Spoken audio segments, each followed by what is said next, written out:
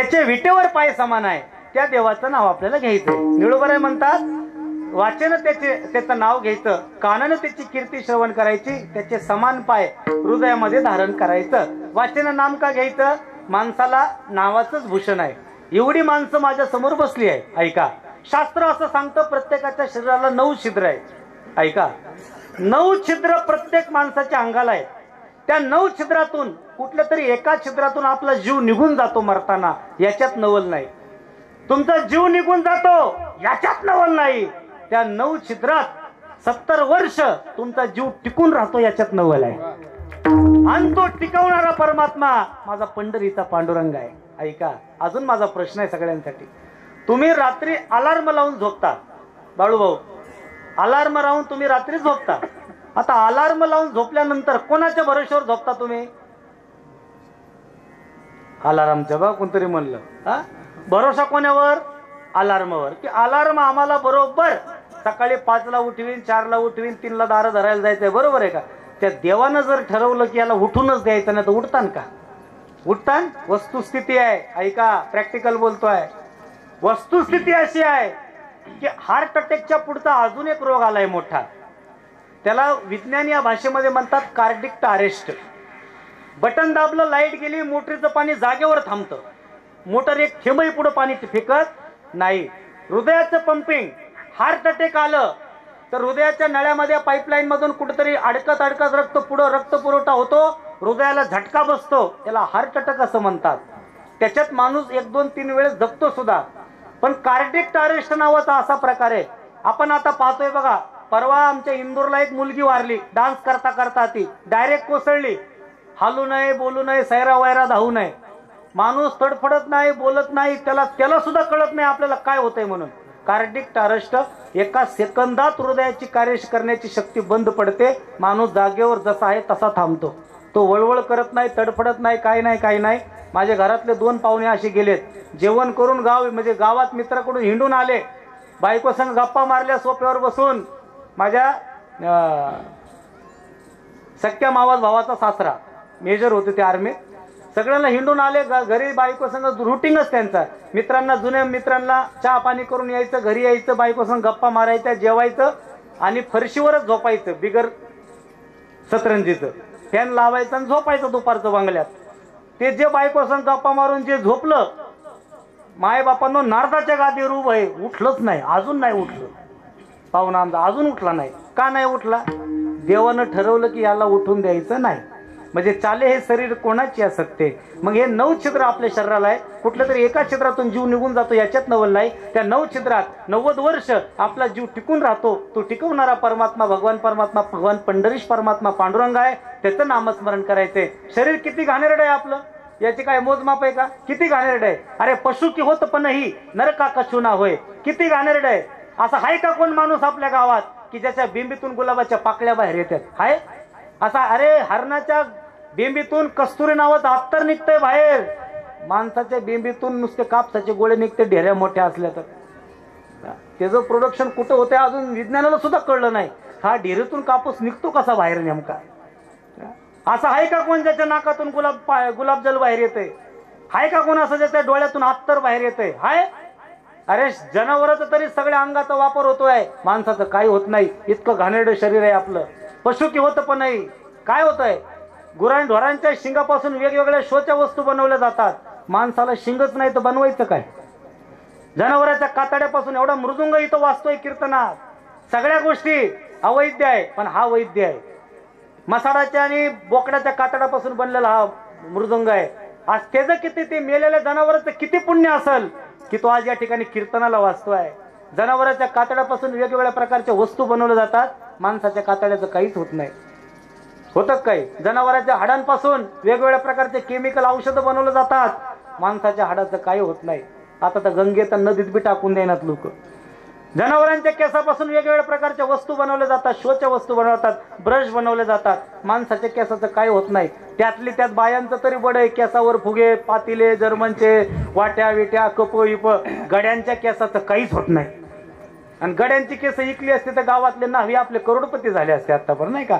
गड्यांचं काहीच होत नाही. माय बापांनो, जनावरांच्या शेणापासून सारवलं जातं, घर शुद्ध आणि पवित्र होतं. माणसाच्या शेणाचं काहीच होत नाही. म्हणजे कुठल्याच मापात आपण बसत नाही. आणि याच्यापेक्षा पुढे जाऊन आमचे गुरुजी सांगतात, एक सफरचंद आज या कीर्तनाच्या निमित्तानं सगळ्याला खायला द्यायचं. आता माझा प्रश्न आहे, सफरचंद किती टवटवीत असतं? ताजं सफरचंद आपल्या गावच्या गटारीत पडलं, किती दिवसात सडन ते? किती दिवसात सडन? हाय कोणाकडे उत्तर? 8 दिवस, 5 दिवस, 4 दिवस, 2-3 दिवस त्या पाण्यावर तरंगण. मग आळ्या वेळ्या 5-25 गोळा होतील, त्याला बोळं पाडतील, आत जातील, पांढरं आतून सफरचंद तांबडं होईल, चॉकलेटी होईल. आळ्या वळवळ वळवळ करून ते सगळं खातील. ते पूर्ण गटारीच्या पाण्यात नास पाऊस तर कमीत कमी 15 दिवस जातील. लिहून घ्या माझ्याकडून, जातील का नाही? तेच सफरचंद कीर्तनाला बसलेल्या प्रत्येक माणसाला इथं आल्यानंतर एक एक खायला दिलं, किती वेळात सडन ते? किती मिनिटात सडन? काय म्हणतील पहाटे उठल्यावर, काय म्हणतील 4 तासानं आपलं जीवन जिरतंय. अरे घशा खाली गेलं की त्याची गटार झाली, घशा खाली गेलं की त्याची गटार झाली. माझा प्रश्न आहे, मग गावातली ती गटार घाणे का ही गटार घाणे? माणसा इतका घाणेरडा प्राणी जगाच्या पाठीवर नाही. एकादशीला कोंबड्या हाणतोय माणूस, म्हणजे काय सोपा खेळ आहे का माणसाचा? एकादशीला महिला मंडळ एवढे जातात. हे विनोदाचा विषय नाहीये, हा विषय तात्विक चिंतनाचा विषय. कॅलेंडरवर लाल झेंडा आला म्हणजे काय आली? हे ज्याला कळलं तो अट्टल हाडाचा वारकरी, आणि ज्याला नाही कळलं त्याला तर दंडवतच आहे माझं. कॅलेंडरवर लाल झेंडा आला म्हणजे काय आलं? महिला मंडळ नाही कळालं, एकादशी. खरंय का नाही? मग हात जोडून माफी मागून तुम्हाला विचारतो, एकादशीला जर जावं आपल्या घरी आल्यावर, ती मामी म्हणते चुलीत गेली एकादश, नाकाचा मोती ठेवी गहाण राखी जावयाचा. मग जावाय का रोज आपल्या दारात आहे का? मग पप्या धर कोंबडी. आणि असं घडत नसेल तर सांगा मला तुम्ही. महाराज स्वतःच्या स्वार्थासाठी तत्व सुद्धा माणसं बाजूला ठेवतात. 1.5 कोटीचा बंगला आहे, 70,000चं तुळशी वृंदावन आहे, नर्सरी मधून 150 रुपयाचं रोपटं आणलंय तुळशीचं. म्हणजे काय परमार्थ आहे का आपला? परमार्थ आहे? अरे बंगल्यासमोर तुळशी वृंदावन पाहिल्यानंतर जर आपण परमार्थिक असो. मग एका ठिकाणी सुभाषितकाराने सांगितलं, अरे आंगन में देखा तो तुलसी का कुंडा और फ्रीज में देखा तो मुर्गी का अंडा. हे म्हणजे परमार्थ आहे का? परमार्थ काय आहे? मरणाची आसक्ती होणं म्हणजे परमार्थ आहे. मरण सदैव डोळ्यासमोर ठेवणं म्हणजे परमार्थ आहे. आणि परमार्थ म्हणजे काय? आपल्या वर्ष श्राद्धाला इथं टाळ वाजणं म्हणजे खरा परमार्थ आहे. लक्षात घ्या, अशी पिढी आपण घडवली पाहिजे. मायबापांनो, हे 10-20 एकर 50 एकर किती कमवून ठेवा. 2 सख्खे भाऊ भांडतात 10वा व्हायच्या आधी. काय म्हणतो धाकटा? म्हणतो थोरल्याला मी तुळशीचा सुतळीचा बंडल आणलाय. थोरला म्हणतो मी बांबू आणले. धाकटा म्हणतो मी सरपान गोळा केलंय. थोरला म्हणतो मी रॉकेल आणलंय पेटवायला. धाकटा म्हणतो मी महाराज आणलाय 10वेला प्रवचनाला. थोरला म्हणतो मी ते भात शिजिलाय. थोरला म्हणतो मी 9वीला दिली दक्षिणा चप्पी करायची. धाकटा म्हणतो मी पत्रवाळ्या आणल्यात. तुम्ही मरायच्या आधी, मरायच्या नंतर 10वा व्हायच्या आधी आपल्या पोटी जन्मलेली 2 पोरं 10वेच्या खर्चासाठी भांडतात. हा संसार आहे. 750 वर्ष झाले माऊलींना आपल्यातून गेलेलं. अजूनही त्यांच्या नावाने लाखो करोड लोक आळंदीमध्ये समाधी सोहळ्याला जमतात ना. हा परमार्थ आहे. लक्षात घ्या, आपलं मरण उच्च कोटीचं असावं. त्याच्यासाठी संत सांगतात, भगवंताचं नामस्मरण केलं ना तर तुमचं या ठिकाणी काय होणार आहे? येणारी पिढी तुमचं नाव घेणार आहे. आणि त्याच्यासाठी संस्कार महत्वाचे आहे. आपलं वर्ष श्राद्ध नीट व्हावं, आपल्या लेकरांनी घालावं ना, याच्यासाठी लेकरांना संस्कार लावावे लागतात. आणि ज्याचं वर्ष श्राद्धाला कीर्तन भजन होतं, अन्नदान होतं, समजायचे याच्या आई बापाने याला चांगल्या संस्कारानं घडवलेलं आहे. लक्षात घ्या. आणि मरत असताना माय बापांनो, मरणाची आसक्ती हा परमार्थ आहे.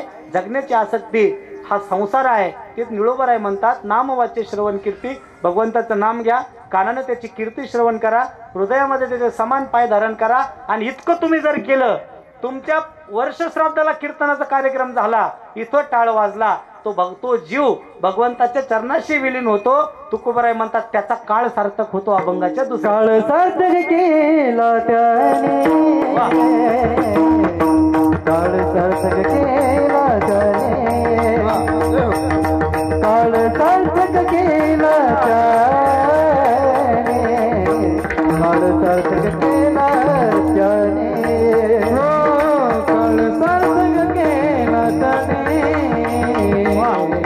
काळ सार्थक केला त्याने हो काळ सार्थक केला त्याने काळ सार्थक केला काळ सार्थक केला त्याने काळ सार्थक केला त्याने सगळे गजरीला काळ सार्थक केला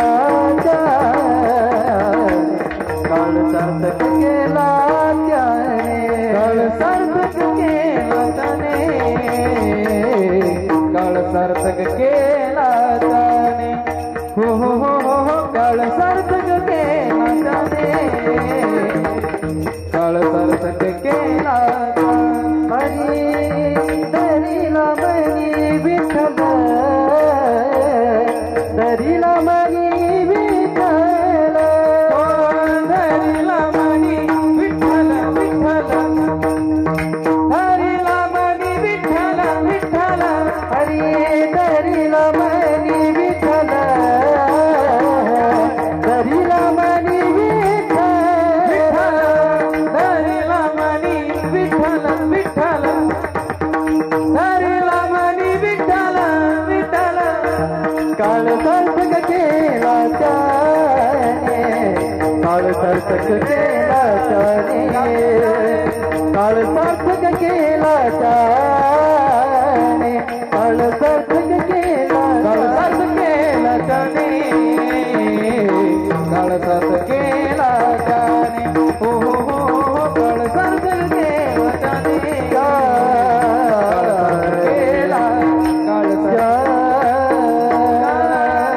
त्याने कोणी काळ सार्थक केलाय ज्यांनी भगवंताचं भजन केलं. कोणी सार्थक काळ केला ज्यांनी आपल्या कुळाचं नाव मोठं केलं. काळ कोणी सार्थक केला ज्यांनी आयुष्यभर स्वतःची आईची सेवा केली ना त्यांनी काळ सार्थक केलाय. या पुण्यस्मरणानिमित्त मायबापांना सांगून जाईन तुम्हाला आयुष्यात काय येणार नाही आपल्यासोबत ऐका. पण परमार्थ खरा करायचा असेल ना मंदिरात जाऊ नका चालेल, कीर्तनात जाऊ नका चालेल, कुठं भजनाला जाऊ नका चालेल, तमाशाला जाऊ नका चालेल, घरामध्ये आपले मथारे आईबाप असतील ना त्या मथारे आईबापाची सेवा करा. हाच खरा परमार्थ आहे लक्षात घ्या. या पुण्यस्मरणानिमित्त सांगेल आईच्या प्रेमा इतकं जगात मोठं प्रेम तुम्हाला कोणीच देऊ शकत नाही. अरे 2 दिवस पोरग काम नवरा कामाला गेला नाही तर तिसऱ्या दिवशी बायको म्हणते मेल्या कामाला जा, खायचं काय आपण. ऐका किती म्हातारी आई घरात असू द्या आणि पोरग जर घरात बिगर कामाचा असू द्या ती आई स्वतः कुठंतरी खुरपायला जाते पण ते लेकराला उपाशी राहून देत नाही. हे बायकोतलं ना आईचं प्रेम आहे लक्षात घ्या. कौन सी है वो चीज जो यहाँ नहीं मिलती, सब कुछ मिल जाता है लेकिन माँ नहीं मिलती. गेलेलं सगळं मिळेल. पुनर्वितम पुनर्मित्रम पुनर्भार्या पुनर्मही. गेलेला मित्र परत मिळेल, गेलेली बायको परत मिळेल, गेलेलं धन परत मिळेल, गेलेली आई परत आपल्याला मिळणार नाही. आई म्हातारी असू द्या ना, आंधळी असू द्या, पांगळी असू द्या, पण आई जोपर्यंत आपल्या घराच्या कोपऱ्यामध्ये जिवंत आहे ना आपल्या घरात प्रेम जिवंत आहे. प्रेम लक्षात घ्या. ज्याच्या घरात आई नाही ना महाराज त्याच्या घरात प्रेम नाही लक्षात घ्या. आणि ज्याच्या घरात बाप नाही त्याच्या घरात रुबाबदारपणा नाही लक्षात घ्या. बाप म्हातारा असू द्या, धोतर घाण करणारा असू द्या बाप, पण जोपर्यंत तुमचा म्हातारा बाप घरातल्या कुठल्या तरी कोपऱ्यात आहे ना तुमच्या घराकडे वाकड्या नजरेने बघायची कोणाची हिंमत होणार नाही. हा बाप असतो. आणि आई जोपर्यंत आहे ना आई गेली ना तुमचं आयुष्यातलं प्रेम गेलं. ज्याला डोळे नाही त्याला डोळ्याची किंमत विचार. आईवर फार सुंदर पुस्तक लिहिलंय. आई या शब्दावर बोलायचं झालं तर मला 4 तास लागतील. माझं पुस्तक गाडीत असेल बहुतेक, माझ्या गाडीत आहे ना पुस्तक. मी 2014ला लिहिलेलं पुस्तक आहे. अजून त्याची आवृत्ती नवीन काढली नाही. काय 4-5 पुस्तकं असतील. महाराष्ट्राचा राजा श्रीमंत छत्रपती शिवाजी महाराज. एका राजानं आपल्याला सांगावं आईचं प्रेम किती मोठं असतं. आणि आईच्या प्रेमातून उपकारातून ऋणी होण्यासाठी त्या राजानं महाबळेश्वरला पंचगंगेच्या मंदिराच्या माग आपल्या आईची सोन्यानं तुळा करावी. महाराष्ट्राच्या राजानं छत्रपती शिवाजी महाराजांना मासाहेब जिजाऊची सोन्यानं तुळा करावी. राजा सांगतोय की आज हे हिंदवी स्वराज्य जे घडलं ना हा छत्रपती शिवाजी झाला ही कृपा फक्त माझ्या आईची आहे. आणि खरं सांगू हे तुम्ही स्वतःला गुंठा मंत्री, एकर मंत्री म्हणता ना तुम्ही, हेक्टर मंत्री, हेक्टर मिनिस्टर. कॅबिनेट मिनिस्टर जसा असतो हेक्टर मंत्री, तुम्ही म्हणता ना स्वतःला गुंठा मंत्री म्हणता ना, हे तुमचं पुण्य आहे का? तुमच्या आईनं आज जेवढ्या म्हाताऱ्या माझ्या समोर बसल्यात ना, स्वतःच्या नवऱ्यासोबत काय कमी मारायचे का? पूर्वीच्या म्हाताऱ्या बायकांना कमी मारत होते का? आज तुमची आई असो नाही तर माझी आई असो, नवऱ्याचा मरुस्तवर मार खाल्लाय आपल्या आईंनी. गाठीचं लुगडं नेसलंय, अशा लुगडं असे साड्या होत्या का कपाट भरून? पेटवल्या तर 6 महिने इजणार नाही एवढ्या साड्या आहेत काहींच्या घरात. दर सणाला साडीची नवीन ट्रेंड आलाय. नवरात्रात तर 9 कलरच्या साड्या आहेत. नवरा सुद्धा त्या कलरच्या डब्यात बुडवायला बसल्यात काही दिवसांनी. आज आमच्या जुन्या बाया बसल्यात, तुम्हाला होते का असल्या साड्या? अरे गाठी फाटलं लुगडं तर तिथं गाठ मारायची. गुराढोरासारखं नवऱ्या संग काम करायचं दुसऱ्याच्या बांधावर, खायला मिळत नव्हतं. सावकाराच्या इथं सालानं राहिले आपले बापजादे, आणि 5-5, 10-10 एकरी या पुण्यामध्ये आपल्या बापजाद्यांनी कमवून ठेवल्यात. हे उपकार आपल्या आईच्या ना आपल्या बापाचे आहेत, लक्षात घ्या. स्वतःला कोण म्हणत असेल मी गुंठा मंत्री, मी पुढारी आहे, आपल्या आईने केलेल्या कष्टाची श्रीमंती आपल्याला लाभली, लक्षात घ्या. आई इतकं प्रेम जगात. आणि हे प्रेम पाहिजे असेल ना, कधीतरी आळंदीच्या सिद्ध बेटात जा, तिथं त्या झोपड्या बनवल्यात बारक्या बारक्या, त्या झोपड्याकडे एकदा डोळे भरून पहा, तुम्हाला कळल. त्या पैठणच्या ब्राह्मणानं सांगितलं माझ्या विठ्ठल पंताला, तू मेल्याशिवाय, स्वतःचा जीव दिल्याशिवाय, आत्महत्या केल्याशिवाय तुझ्या लेकराला आम्ही समाजात घेणार नाही. मग स्वतःच्या लेकरांना फक्त सुख मिळावं म्हणून लाभ नव्हे फुकासाठी, केल्या विन जीवासाठी, कळे सकळा हा भाव, लहान थोरावरी जीव. लेकुराचे हित जाणे माऊलीचे चित्त, ऐशी कळवळ्याची जाती, करी लाभाविन प्रीती. 1 रुपयाचा ज्याच्यात लाभ नसतो त्याला आईचं अंतकरण म्हणतात. विठ्ठल पंत रडायला लागले आणि आपल्या बायकोला सांगायला लागले, रुक्मिणीला मला जावं लागल, या धर्मरूपी खांबाखाली स्वतःला गाडून घेतो, म्हणजे माझ्या लेकराला सुखानं जगून देतील हे लोक. काय म्हणावं त्या बापानं? डबडबल्या डोळ्यानं ती रुक्मिणी म्हणायला लागली, तुम्हीच जर जगू नाहीत, अरे त्या इंद्रायणीच्या काठाला असणाऱ्या सिद्धेश्वराच्या समोर त्या स्वर्ण पिंपळाला 1.25 लाख प्रदक्षिणा घातल्या, तेव्हा तुम्ही संन्यास घेतला होता, महागारी आलात, आणि 4 सोनचाफ्याची फुलं आपल्या पोटातून जन्माला आली, आणि तुम्हीच नाही 1.25 लाख प्रदक्षिणा पिंपळाला घातल्या, तेव्हा तुम्ही पुन्हा ग्रस्त आश्रमात आलात, आणि तुम्ही आता मला सोडून जाणार. मी 1 दिवस तुमच्याशिवाय राहू शकत नाही. ठरलं दोन्ही नवरा बायकोचं, आता आपण जीव द्यायचा म्हणून. काय अंतकरण आहे आई बापाचं? ज्या रात्रीला जीव द्यायचंय त्या रात्रीला माझ्या रुक्मिणी आईने काय केलेलं आहे? सुंदरसा स्वयंपाक बनवलाय, पुरणपोळ्या बनवल्या, माऊलीला आवडत होते मांडे, आणि 2 लेकरं रुक्मिणीच्या मांडीवर आणि 2 लेकरं विठ्ठल पंतांच्या मांडीवर. काय सुंदरसा प्रसंग आहे. काय आभाळ सुद्धा कोसळला असेल त्यावेळेस, काय प्रसंग घडला असेल त्या अलंकापुरीमध्ये. छोटीशी निवृत्ती आणि छोटेशी मुक्ताबाई, छोटेसे सोपान काका आणि छोटेसे माझे ज्ञानोबा आणि मुक्ताबाई रुक्मिणीच्या आईच्या मांडीवर आहे, आणि सोपान काका निवृत्ती दादा विठ्ठल पंतांच्या मांडीवर आहे. काय प्रसंग आहे दादा.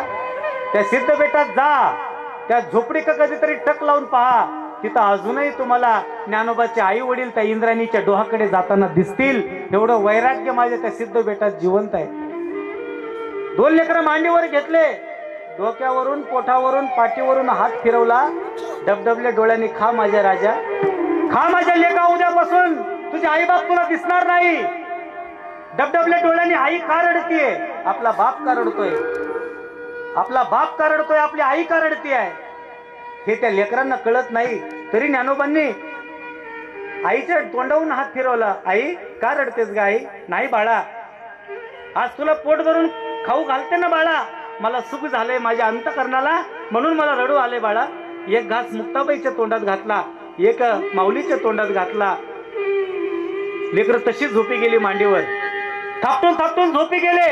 आणि पहाटे 3 वाजता विठ्ठल पंतांनी आवाज दिला, रुक्मिणी चल. उठून उभी राहिली, नवऱ्या संग जायला निघाली इंद्रायणीच्या डोहाकडे. काय प्रसंग असेल माय बापांनो. डोहाकडे जायला लागली.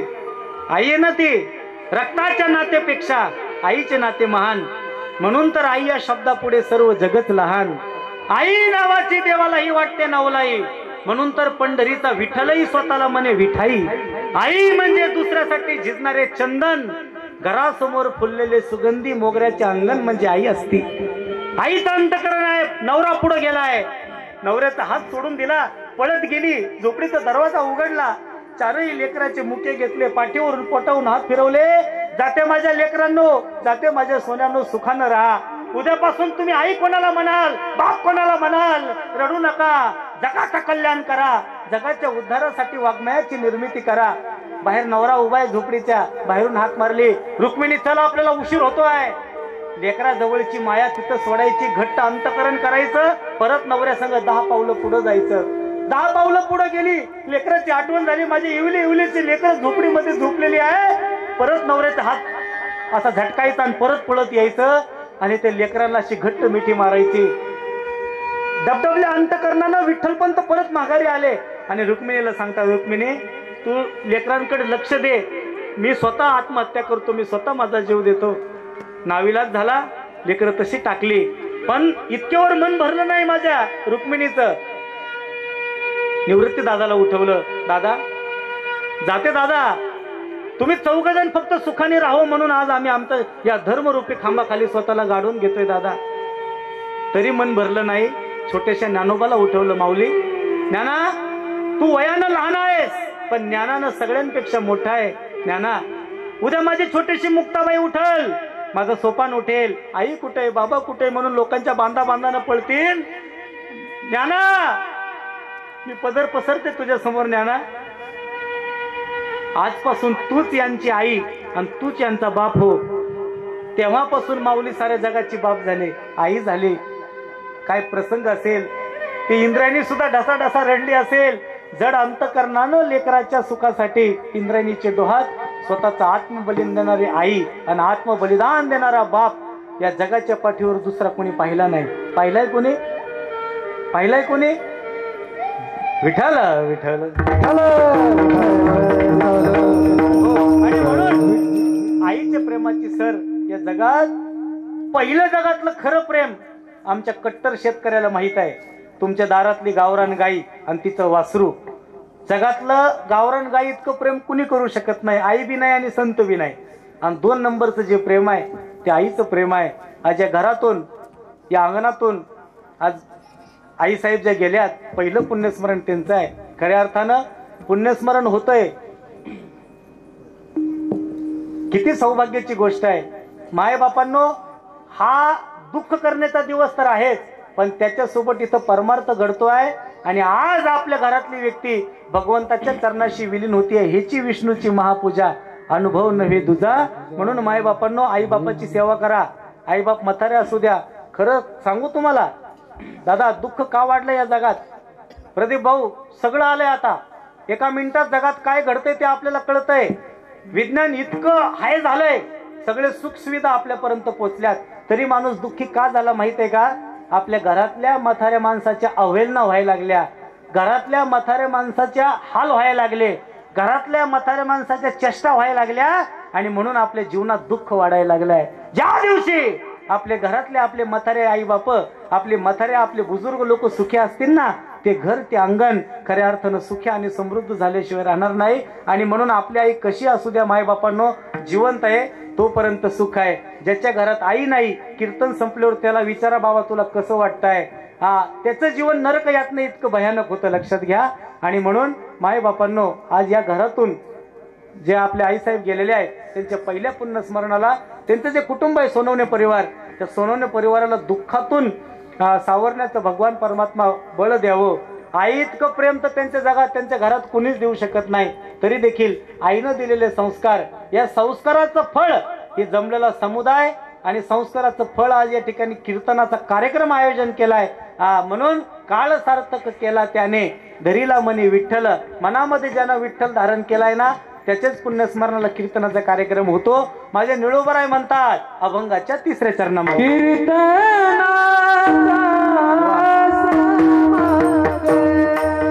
क्या बात.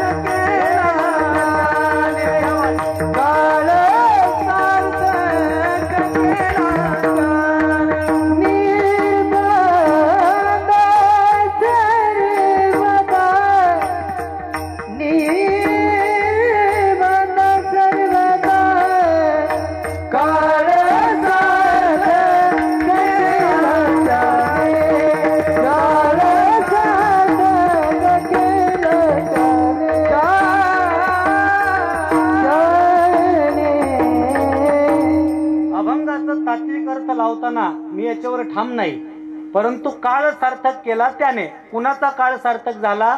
ज्याच्या हृदयामध्ये भगवान परमात्मा सामावलेला आहे. कुणाचा काळ सार्थक झाला? ज्याच्या पुण्यस्मरणाला इथे टाळ मृदुंग वाजला, कीर्तन झालं, नामस्मरण घडलं, त्यांनी काळ सार्थक केलाय. काळ सार्थक केला त्याने, धरीला मनी विठ्ठल.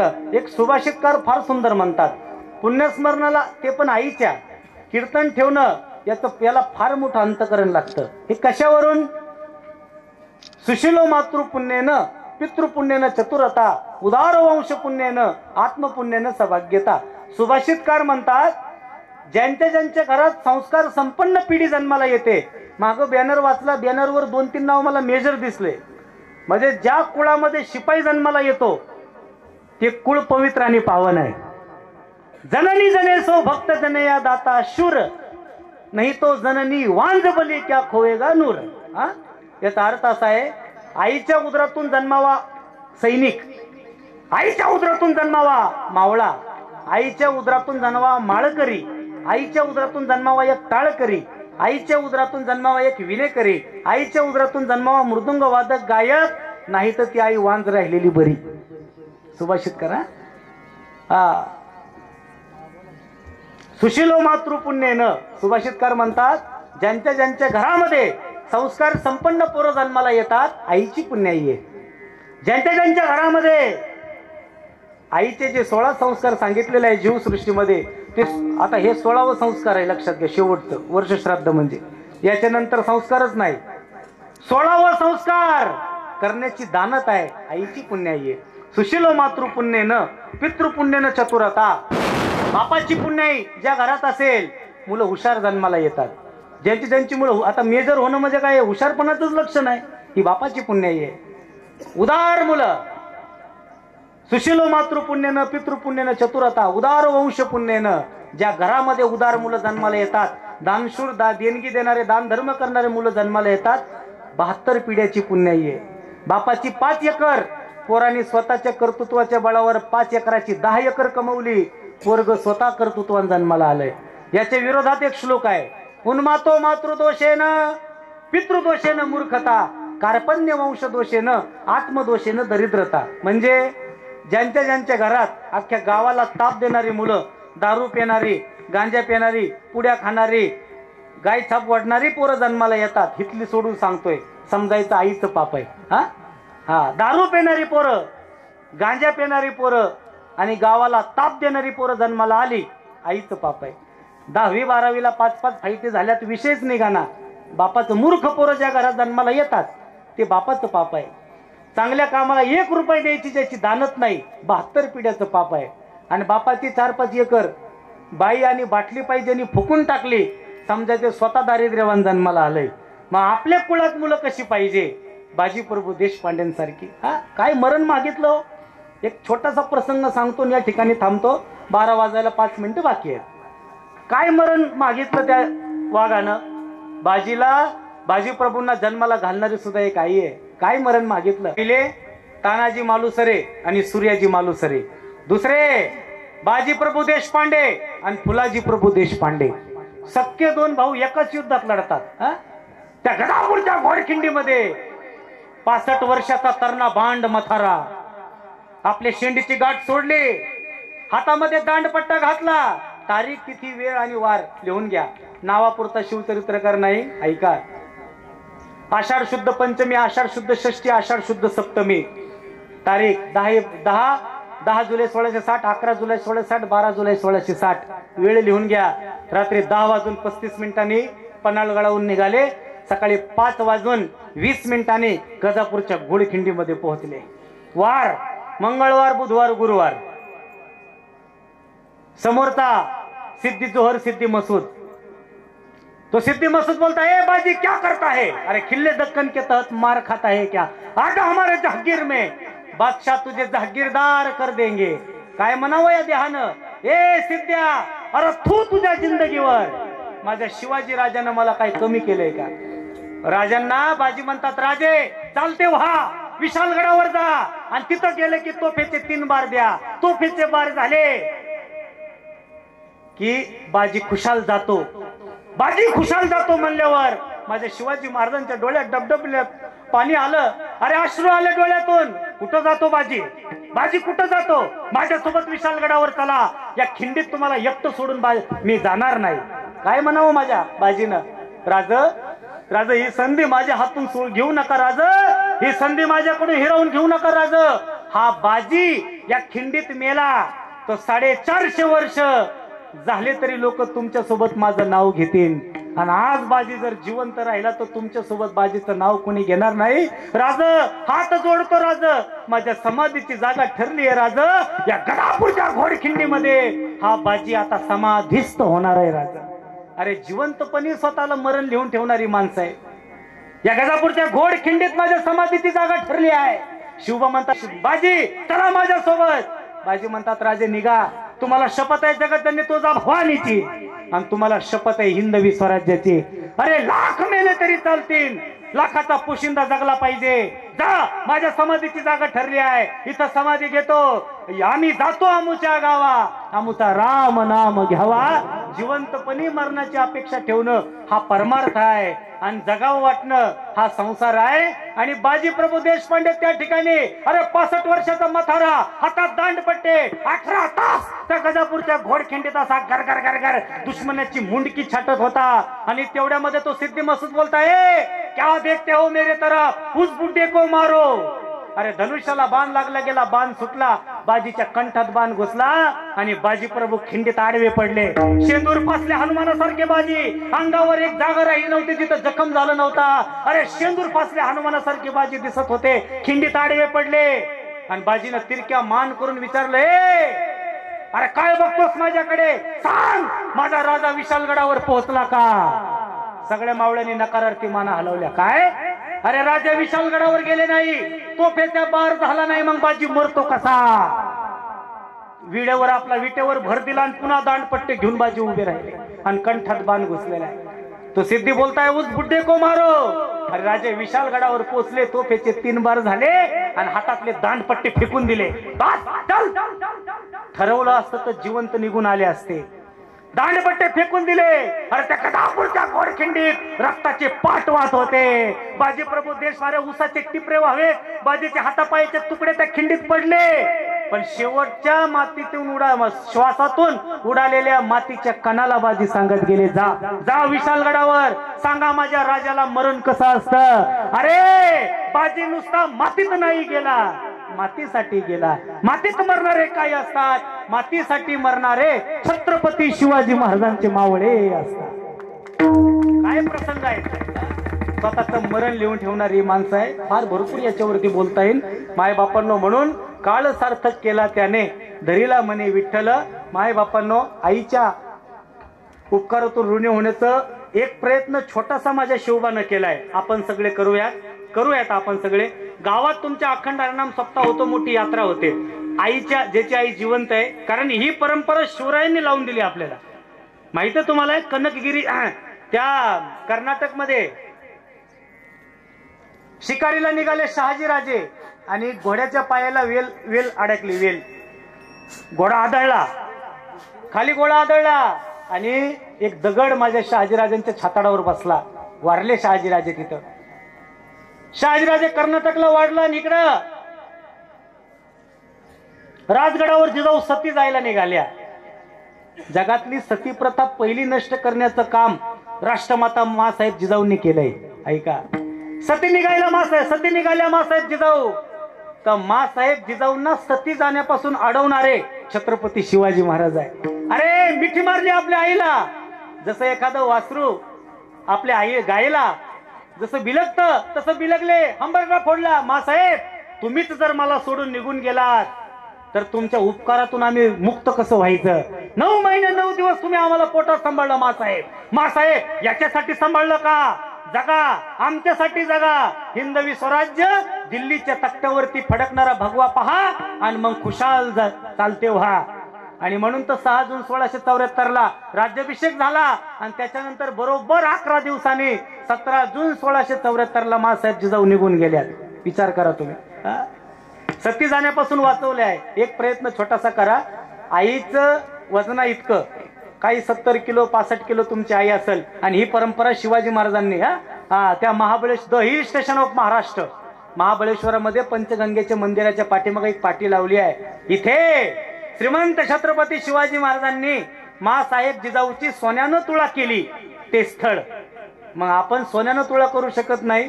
आपली एकच अंगठी बँकेत ती सोडवता येईना आपल्याला. बँकेवाले इंटरेस्ट भरायला सारखे फोन करायला लागलेत. तर ते आपण चांदीने करू शकत नाही. आईचं वजन इतकं धान्य काय करा, जास्त द्यायचं नाही. 60-65 किलो 70 किलो गावच्या अखंड हरिनाम सप्तेमध्ये अन्नदानासाठी देऊन टाका. छोटासा प्रयत्न आईच्या उपकारातून मुक्त होण्याचा करा, जे माझ्या शिवबाने केलंय. नाही तर फार अवघड आहे. 9 महिने 9 दिवस सोडा, 9 मिनिटं फक्त 2.5 किलोची वीट पोटाला बांधा आणि फक्त निर्वी गावातून येडा मारून या. मग तुम्हाला कळण आई काय असते ती. आई होणं सोपं नाही. भगवान कृष्ण द्वारकेला आहे आणि द्वारकेमध्ये त्यांची आई आहे. कोण? देवकी माता. त्या देवकी मातेनं ताट वाढलं जेवायला कृष्णाला आणि ताटामध्ये वाढलं दूध आणि दही वाढलं. ऐका, दूध आणि दही वाढलं आणि देव जेवायला येणार आणि पाटावर जेवायला बसणार. ताटात दूध आणि दही पाहिलं कुणी? भगवान कृष्णाने.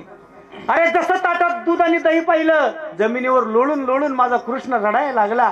हंबरडा फोडला जोरात आणि ताट असं सारून दिलं बाजूला. देवकी मातेला वाटलं आपल्याकडून काही चुकलं का? देव का आज रुसला, का रडायला लागला, काय झालं आपल्याकडून? आणि मग देवकी मातेनं स्वतःच्या पोराला विचारलं, कृष्णा काना काय माझं चुकलं का रे? त्यावेळी ढबढबल्या डोळ्यानं देवानं कृष्णानं म्हणावं, मा मैंने आपसे कहा था, आई मी तुला सांगितलं होतं आई मला जेवण वाढताना कधी माझ्या ताटामध्ये दही आणि दूध वाढायचं नाही. आई माँ मैंने थाली में अगर दही और दूध देखा तो मेरी माँ, मेरी गोकुल वाली माँ मुझे जशोदा की याद आती है. आई या ताटामध्ये मी दूध आणि दही पाहिलं नाही तर मला माझी गोकुळातली आई, मला यशोदेची आठवण होते. आपल्या आईसाठी रडणारा देव कुठं आणि स्वतःच्या आईला लाता घालणारे आपण कुठं, याचा आपण विचार करायचा मायबापांनो. म्हणून ज्याला आई आहे ना थोडंसं जपा. त्या आईच्या पुण्याईनं. आणि शिवाजीराजांनी अजून एक गोष्ट सांगितली आहे. तुम्हाला वाटतं ना पुढं माझा अवघड प्रश्न होणार आहे, मला संकट येणार आहे, मला भावकी संघ भांडायचंय, जाताना फक्त आईच्या पायावर डोकं ठेवून जा. नाही जर तुम्हाला त्याच्यात यश आलं तर मला परत महाराज म्हणू नका.